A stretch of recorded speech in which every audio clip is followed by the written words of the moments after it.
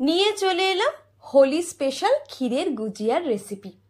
নমস্কার বন্ধুরা, আমি অপালার রান্নাঘরে আপনাদের সকলকে স্বাগত জানাই। এর আগে আমি ডিজাইনার সুজির গুজিয়ার রেসিপি শেয়ার করেছিলাম, লিঙ্কটা ডেসক্রিপশন বক্সে দিয়ে দেব। চলুন তাহলে রেসিপিটা শুরু করা যাক। প্রথমেই আমি পুরটা বানিয়ে নেব। তার জন্য এখানে 1 চা চামচ ঘি নিয়ে নিলাম। ঘিটার মধ্যে আমি দিয়ে দিচ্ছি এখানে হাফ কাপ দুধ। দুধটা হালকা গরম করে নিয়ে এর মধ্যে আমি দিয়ে দিচ্ছি 2/3 কাপ মিল্ক পাউডার।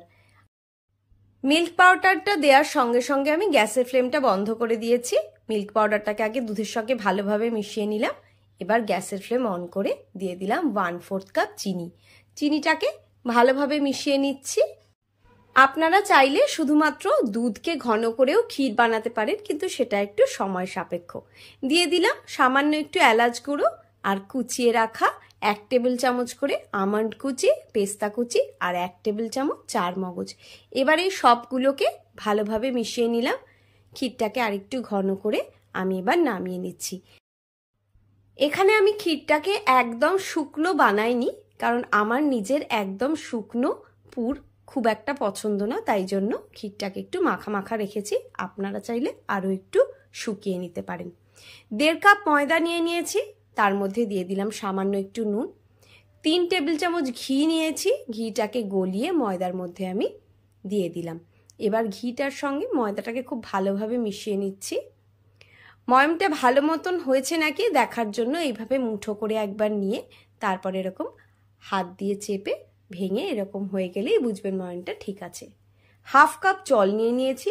অল্প অল্প করে জল দিয়ে একটা মাঝারি ডো আমি বানাবো।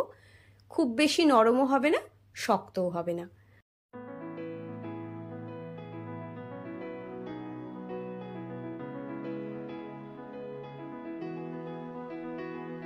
ময়দাটা ভালোভাবে মেখে নেওয়া হয়ে গিয়েছে। এবার এটাকে আমি ঢাকা দিয়ে 15-20 মিনিটের জন্য রেখে দেব। এই দেখুন 1 টেবিল চামচ জল আমার বেঁচে গেল হাফ কাপের থেকে। এইবার আমি একটা চিনির রস বানিয়ে নিচ্ছি। তার জন্য এখানে 1 কাপ চিনি দিলাম আর 1 কাপের চেয়ে সামান্য একটু কম জল আমি এখানে দিয়ে দিচ্ছি।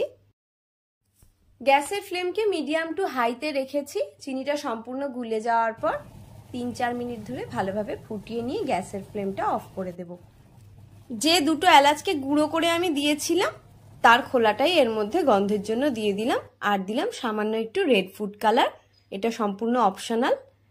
গ্যাসটা অফ করার পর 3-4 ফোঁটা ভিনিগার দিয়ে দিলাম। আপনারা চাইলে লেবুর রসও দিতে পারেন, যাতে এই রসটা পরে গুজিয়ার গায়ে ক্রিস্টালাইজ না হয়ে যায় তার জন্য। রসটা চটচটে টাইপের হবে, কিন্তু এতে কোনো তার হবে না। রসটা ঢাকা দিয়ে রেখে দিলাম। এদিকে 15-20 মিনিট হয়ে গিয়েছে। ময়দাটাও ভালোভাবে সেট হয়ে গিয়েছে।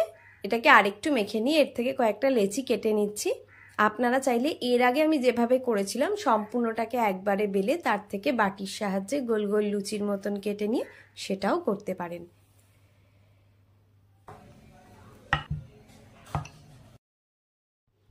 একদম পাতলা কিন্তু এটা বেলবো না। আশা করি থিকনেসটা বুঝতে পারছেন কতটা আছে। এবার এর মধ্যে আমি বানিয়ে রাখা পুরটা এইভাবে ভর্তি করে দিয়ে দেব।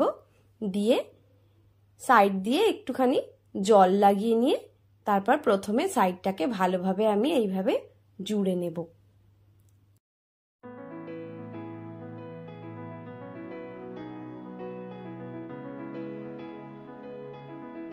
এইবার যেভাবে পুলি পিঠে বানানো হয় সেই রকম ভাবে নিচের দিকটাকে মুড়িয়ে মুড়িয়ে এইভাবে আমি গুজিয়ার শেপটা দিয়ে নেব।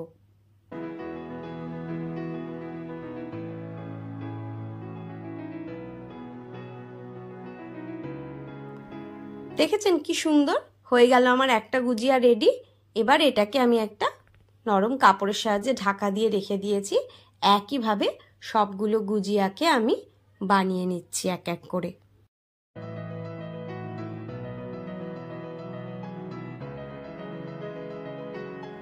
সবকটা গুজিয়া আমার বানিয়ে নেওয়া হয়ে গিয়েছে।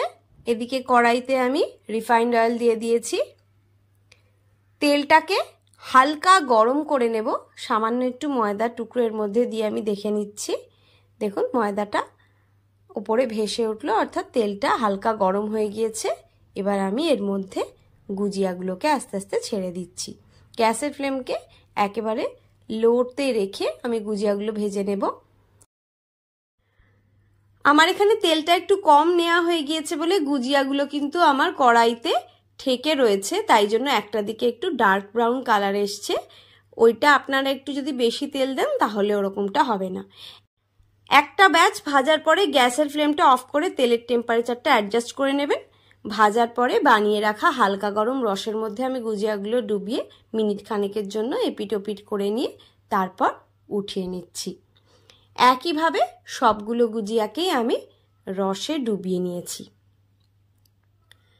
ভিডিওটা সম্পূর্ণ দেখার জন্য অনেক ধন্যবাদ।